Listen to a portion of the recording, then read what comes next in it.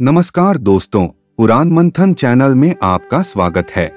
श्री कृष्ण कहते हैं, इच्छा, आशा, अपेक्षा, आकांक्षा यही सब मानव समाज के चालक होते हैं। यदि कोई आपसे पूछे कि आप कौन हैं, तो आपका उत्तर क्या होगा? विचार कीजिए। आप तुरंत ही यह जान पाएंगे कि आपकी इच्छाएं ही आपके जीवन की परिभाषा हैं। जब इच्छाएं अपूर्ण रहती हैं और टूटती हैं, तो वहीं से ज्ञान की किरण मनुष्य के हृदय में प्रवेश करती है। कुछ पाने से आती सफलता या कुछ न पाने से आती विफलता ही हमारा परिचय होती हैं।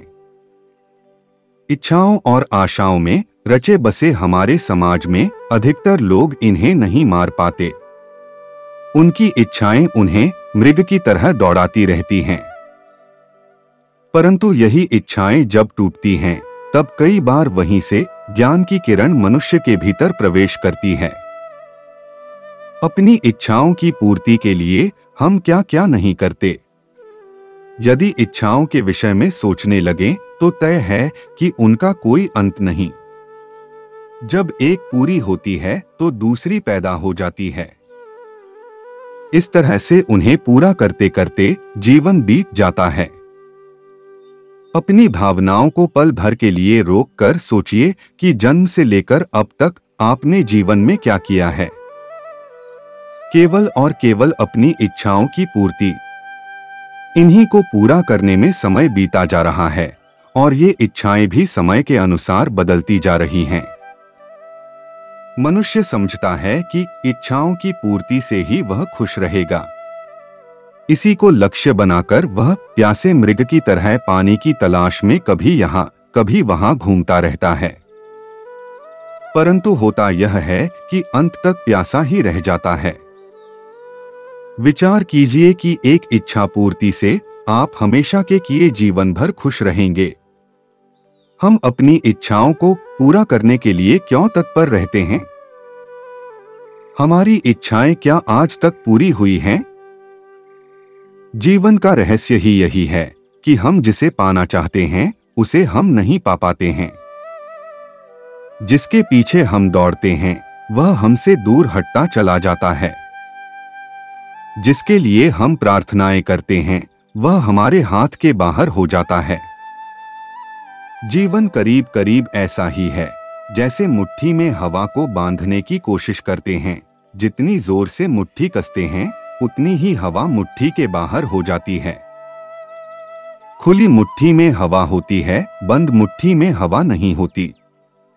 ऐसे ही जीवन को जो लोग जितनी आकांक्षाओं में बांधना चाहते हैं, जीवन उतना ही हाथ के बाहर हो जाता है।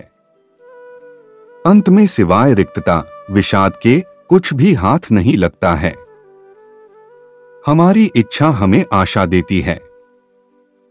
श्री कृष्ण कहते हैं, मुट्ठी खुली रखो, स्वयं को आकांक्षाओं या इच्छाओं से मत बांधो। जियो लेकिन फल मिलने की इच्छा हेतु नहीं। कर्म करो और फल की चिंता मत करो। जब इच्छित फल की हमें प्राप्ति नहीं होती है तो हमें दुख होता है। आत्म सुखी रहना है तो सिर्फ कर्म करो और वह भी निष्काम भाव से। कर्म में ही तुम्हारा अधिकार है, कभी कर्म फल में नहीं, क्योंकि वह तुम्हारे अधिकार से बाहर है। तुम कर्मफल की आशा से कर्म में प्रवृत्त हो जाओ, फिर कर्मत्याग में भी तुम्हारी प्रवृत्ति न हो, अर्थात अपना कर्तव्य कर्म करते चलो। फिर सवाल उठता है कि बिन आशा फिर जीवन क्यों? कृष्ण कहते हैं, जीना अपने में ही आनंद है, इच्छा खुद में ही दुख है। हमारी आवश्यकताएं तो कभी पूर्ण भी हो सकती है, मगर इच्छाएं नहीं। इच्छाएं कभी पूरी नहीं हो सकती और ना ही किसी की हुई आज तक। एक इच्छा पूरी होती है तभी दूसरी खड़ी हो जाती है। हमें संसार में कोई दुखी नहीं कर सकता। हमारी अपेक्षाएं ही हमें रुलाती है। जैसे जीवन को अपना आनंद लेने से कोई नहीं रोक सकता, वैसे ही इच्छा को भी दुख देने से कोई नहीं रोक सकता। यह हमारे ऊपर है कि हम क्या चुनते हैं। और आनंद की ओर जाना है तो इच्छाओं को तनिक विराम देकर देखिए।